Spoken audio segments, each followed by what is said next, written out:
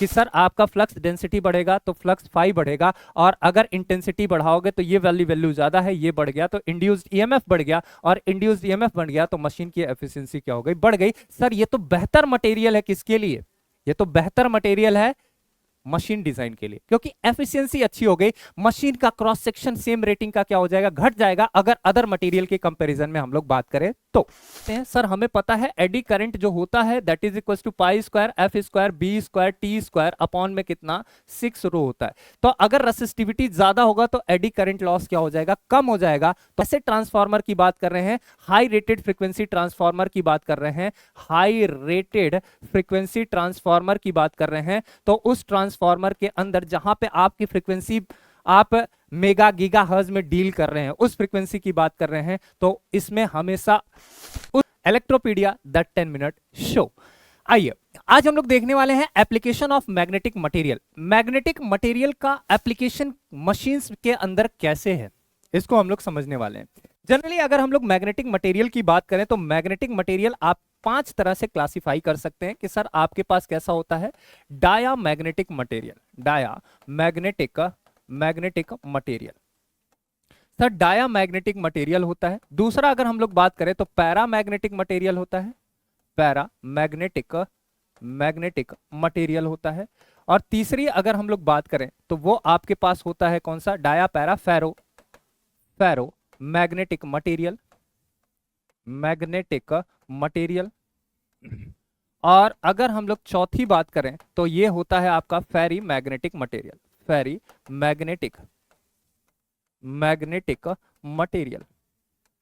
Sir ये आपके पास फेरी magnetic material. और पांचवी आप बात करें तो एंटी फेरी मैग्नेटिक मटेरियल। याद कैसे करेंगे, डाया पैरा फेरो फेरी एंटी फेरी, ठीक है। याद करने का तरीका मैं आपको सिंपल सा कह देता हूं। ये 5 तरह का मैग्नेटिक मटेरियल होता है। अगर हम लोग डाया की बात करें तो सर इसकी परमिबिलिटी लेस देन कितना होता है, लेस देन आपके पास 1 से भी क्या होता है, कम होता है, नियरली अबाउट 0.9 के आसपास, 0.9 या आप कह सकते हैं नियरली अबाउट 0.8889 के आसपास आपको देखने को मिल जाता है। वहीं पे अगर हम लोग पैरा की बात करें तो परमिबिलिटी कितनी होती है, परमिबिलिटी आपके पास नियरली अबाउट कितना हो जाता है, 1 के आसपास आपको देखने को मिलता है ना। अगर हम लोग बात करें कि सर फेरोमैग्नेटिक मटेरियल, तो रिलेटिव परमिबिलिटी यहां पे जो देखने को मिलता है, अगर आयरन की बात करें तो लगभग आपके पास 2000 से कितना 6000 के आसपास आपको देखने को मिलता है। जबकि अगर मैं बात करूं फेरी मैग्नेटिक मटेरियल का, तो फेरी मैग्नेटिक मटेरियल के अंदर रिलेटिव परमिबिलिटी फेरोमैग्नेटिक मटेरियल से क्या होता है, फेरोमैग्नेटिक मटेरियल से कम होता है, फेरोमैग्नेटिक मटेरियल से कम होता है। इसमें इसका कोई यूज नहीं होता है, क्योंकि इसके जो डाइपोल्स होते हैं ये एक दूसरे के अपोजिट होते हैं। तो मटेरियल के अंदर अगर आप देखोगे तो डाइपोल्स एक दूसरे को क्या कर देते हैं, कट आउट कर देते हैं। नेट मैग्नेटिक फील्ड फ्लक्स कितना हो जाता है, 0। कोई भी डाइपोल्स नहीं है, इसका मतलब इसके अंदर मैग्नेटिक फील्ड लाइंस फ्लो कर ही नहीं पाती है। यहाँ पे फेरोमैग्नेटिक मटेरियल को अगर आप देखोगे, मैं आपको फिर से कह रहा हूं, यहाँ पे ध्यान से समझना, फेरो इंपॉर्टेंट है। फेरोमैग्नेटिक मटेरियल के अंदर अगर आप देखोगे तो इनिशियली यहां पे रैंडम ओरिएंटेड होते हैं, क्या, डाइपोल्स। मैग्नेटिक डाइपोल्स आपके पास क्या होते हैं, रैंडमली ओरिएंटेड होते हैं, यानी मैग्नेटिक फील्ड इंटेंसिटी क्या, 0 रखने पे कोई भी यहां पे फ्लक्स आपको नहीं दिखता है। लेकिन आप जैसे ही यहां पे मैग्नेटिक फील्ड इंटेंसिटी लगाते हैं, क्या, आप जैसे ही मैग्नेटिक फील्ड इंटेंसिटी लगाते हैं, लेट अस सपोज इस डायरेक्शन में, तो ये सारे डाइपोल्स एक डायरेक्शन में क्या हो जाते हैं, ओरिएंटेड हो जाते हैं। और इसकी वजह से आपका फ्लक्स डेंसिटी क्या हो जाता है, बढ़ जाता है। दैट इज आप लिख सकते हो relative permeability into mu naught into कितना H। आप जितना बढ़ाओगे उतना ज्यादा आपके पास बढ़ती चली जाएगी, क्योंकि इसकी वैल्यू कितनी होती है, 2000 से लेके कितना 6000 के आसपास। तो फ्लक्स डेंसिटी बहुत ज्यादा हो जाती है। अब होता क्या है, फ्लक्स डेंसिटी ज्यादा हो गई, इसका मतलब है सर अगर आपके पास फ्लक्स डेंसिटी ज्यादा होगा तो आपका इंड्यूस्ड ईएमएफ क्या हो जाएगा, इंड्यूस्ड ईएमएफ भी आपके पास ज्यादा हो जाएगा, क्योंकि E is equals to N कितना होता है, डी फाई बाई कितना हो जाता है, dt।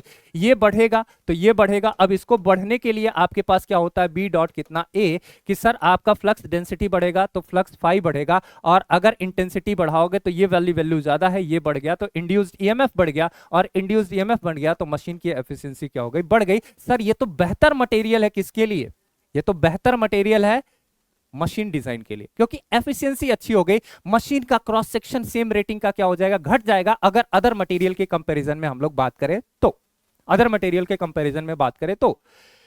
अब सर बात मुद्दा ये आता है कि सर फेरी मैग्नेटिक मटेरियल कैसा होता है। फेरी मैग्नेटिक मटेरियल के डाइपोल्स को अगर आप देखेंगे तो फेरी मैग्नेटिक मटेरियल का डाइपोल जो होता है वो कुछ ऐसा होता है, ऐसा एक डाइपोल्स इस डायरेक्शन में और एक छोटा सा डाइपोल इधर आता है, आपको कुछ ऐसा दिखता है। इसके डाइपोल्स इस तरह से क्या होते हैं, अरेंज होते हैं।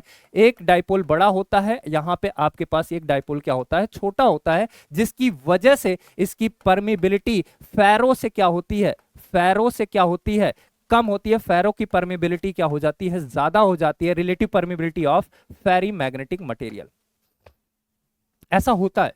लेकिन एक अच्छी बात है कि आपके पास फ्लक्स डेंसिटी मतलब कम तो होगी, क्योंकि रिलेटिव परमिबिलिटी क्या हो जाती है, कम हो जाती है। एक अच्छी बात यह है कि इसकी रेसिस्टिविटी क्या हो जाती है, ज्यादा होती है, इसकी रेसिस्टिविटी क्या हो जाती है, ज्यादा। तो हम लोग इस मटेरियल का इस्तेमाल कहां पे करते हैं, सर हमें पता है एडी करंट जो होता है that is equal to pi square F square B square T square upon में कितना 6 रो होता है। तो अगर रेसिस्टिविटी ज्यादा होगा तो एडी करंट लॉस क्या हो जाएगा, कम हो जाएगा। तो हम लोग इसका इस्तेमाल वहां पे करेंगे जहां पे आपका एडी करंट लॉस क्या करना होगा, कम करना होगा। और सर एडी करंट कहां पे आएगा, जहां पे फ्रीक्वेंसी ज्यादा होगा, जहां पे आपके पास फ्रीक्वेंसी ज्यादा होगा। यानी हम लोग ऐसे ट्रांसफार्मर की बात कर रहे हैं, हाई रेटेड फ्रीक्वेंसी ट्रांसफार्मर की बात कर रहे हैं, हाई रेटेड फ्रीक्वेंसी ट्रांसफार्मर की बात कर रहे हैं। तो उस ट्रांसफार्मर के अंदर जहां पे आपकी फ्रीक्वेंसी आप मेगा गीगा हर्ट्ज में डील कर रहे हैं, उस फ्रीक्वेंसी की बात कर रहे हैं, तो इसमें हमेशा उस मटेरियल का इस्तेमाल करेंगे जिसकी रेसिस्टिविटी क्या होगी, ज्यादा होगी, ताकि एडी करंट लॉस क्या हो जाए, कम हो जाए। तो ऐसा नहीं है कि फेरोमैग्नेटिक मटेरियल का इस्तेमाल आप कहीं नहीं कर सकते हैं, भले ही उसकी परमेबिलिटी कम होती है, बट अगर हाई फ्रीक्वेंसी ऑपरेशन करना है, ट्रांसफार्मर उसमें जरूरत पड़ रही है, तो हमें फेरी मैग्नेटिक मटेरियल का इस्तेमाल करना होगा, क्योंकि इसकी रेसिस्टिविटी क्या होती है, ज्यादा होती है, तो एडी करंट लॉस क्या हो जाएगा, कम हो जाएगा। ऐसे बहुत सारे प्यारे प्यारे छोटे छोटे कंसेप्ट के साथ हम लोग जरूर मिला करेंगे डेली। मेक श्योर चैनल को आप सब्सक्राइब कर लीजिए, बेल आइकन को प्रेस कर लीजिए। मैं अश्विनी यादव आपको मिलता ही रहूंगा। Thank you everyone.